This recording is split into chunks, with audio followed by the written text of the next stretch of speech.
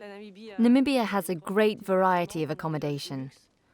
There are luxury lodges, but also opportunities for camping. I think the best thing is to be able to offer both.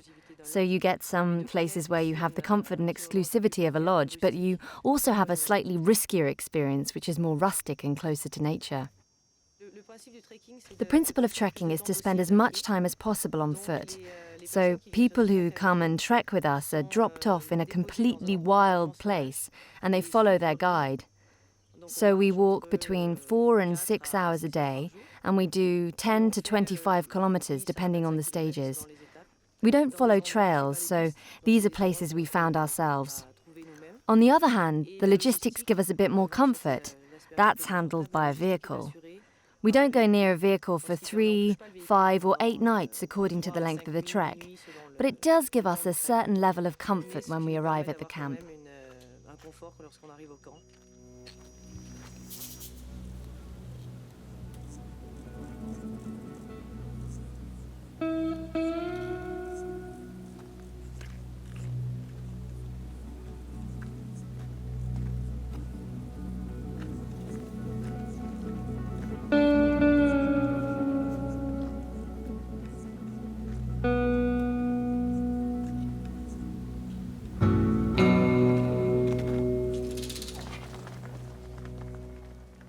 Tourism in Namibia is mostly ecotourism, sustainable tourism.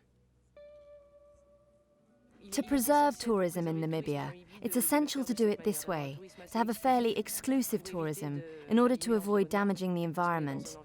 This is a very special, very arid environment which couldn't sustain mass tourism.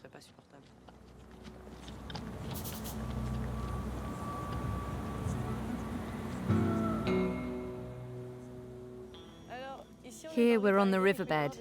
There may be elephants, so we have to be careful.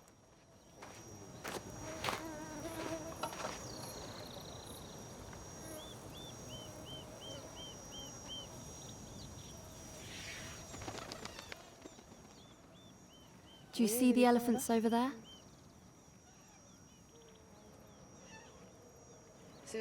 These are desert-dwelling elephants. In Namibia, we have one species of elephant, but we call these ones desert elephants because they've adapted to the particular conditions of the desert. They inhabit ephemeral riverbeds in northwestern Namibia. It's a species which has adapted to live in very difficult conditions. These rivers might not receive any rain all year, or they might get a little, sometimes just for a few days of the year. And these elephants can go for up to 3 days without water. The species isn't particularly at risk because they're well protected here. This is an area which is also fairly well protected by the local population, so they don't really have any predators here.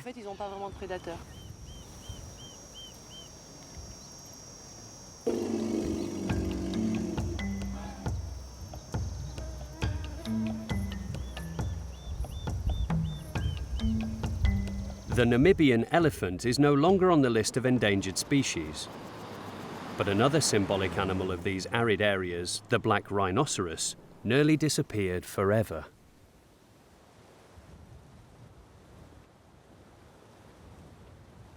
So the guys, what they're going to do is they're going to go first. They're going to look for the rhino, and then after all, we'll follow them, and then we're going in a single file.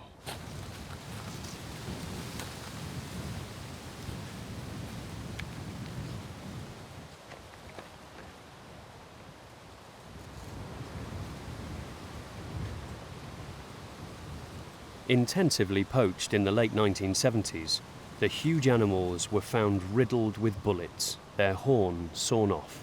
Their ivory was then sent to Yemen to be made into dagger handles or to Asia for use in traditional medicines.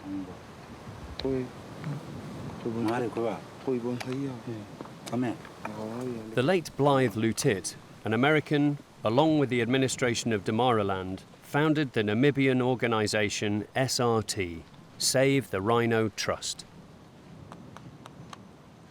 Blythe's plan was to pay well-known local hunters, often former poachers, to form anti-poaching patrols. Blythe transformed the former poachers into seasoned trackers.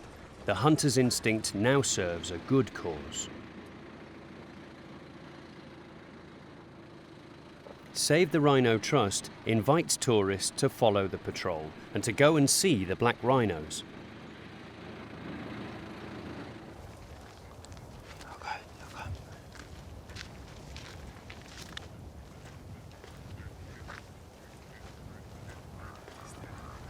The name of the rhino is Wakati, the female. The small one is Harry. Harry? Yes. Harry is approximately 6 months old. Mother is hopefully approximately 26 to 30 years old. It's a quite big female. Wakati have already over more than 5 cows.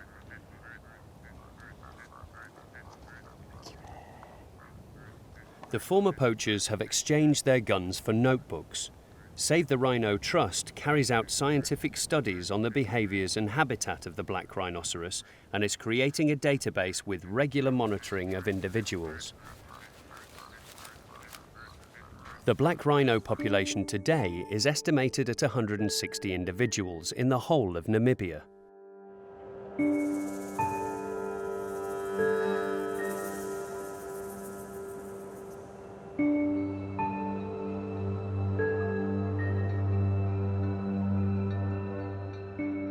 In the heart of the country, high plateaux replace the deserts of sand or loose stones. Arid rocks and infertile valleys are intermingled. Here, it looks as if man has never left his mark.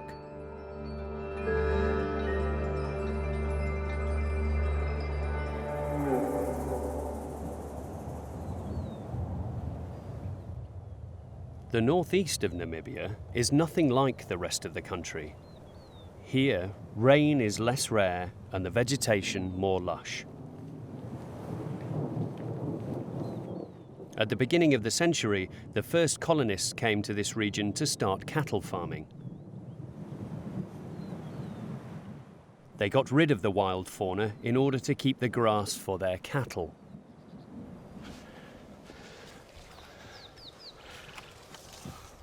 Bruno Nebe dreams of once more living alongside the antelope and big animals that he used to see in his childhood in Namibia when he went hunting with his grandfather. And basically what you see, everything you see is on this property, on this escarpment. Then on the back of the escarpment starts the neighbors. This mountain here used to be at a beacon, or still has a beacon. It divided 3 farms. One farm that way, one farm that way, and one farm that way.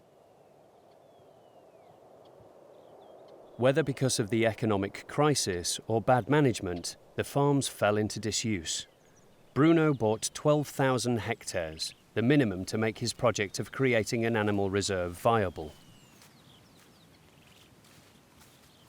The whole area was overgrown with thorns.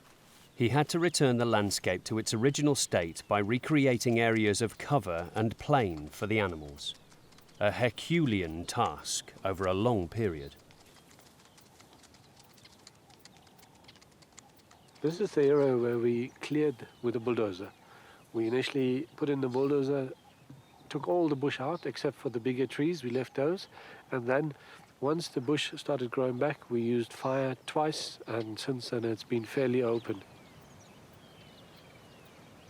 And for me, just create these open areas, particularly for the grazers to come in, and during the day when they do have the grazing hours, they can graze here, and then once lunchtime or late afternoon, they can move out again into the shade.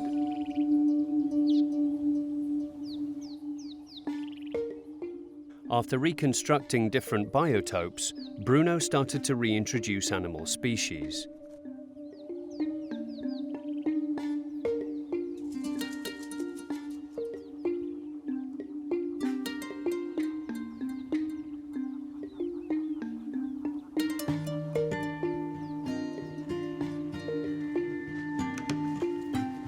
The most important is that the animals have first priority. That means I wanted to build a camp in such a way that it is concealed from the animals, yet you have little windows where you can see the animals, but in the first line it is the animals must not be frightened away by me and by the tourists.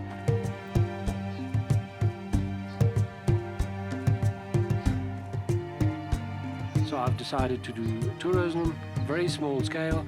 We take maximum 8 people. We have a small bush camp, and it's only walking. It is something that people like doing, and it also gives the opportunity of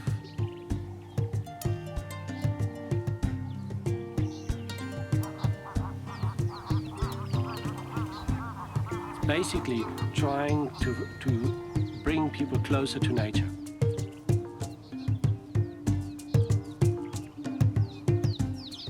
Ten years after creating the Munduela Reserve, Bruno is still tirelessly pursuing his dream to safeguard an essential part of the Namibian heritage, its flora and fauna, to return to nature its open spaces, and to rediscover a lost paradise. I think Namibia has a very good track record in nature conservation. It's a country that lends itself to it. And also it is one of the pillars of our constitution, in that, you know, everybody has an obligation to actually try and conserve our environment.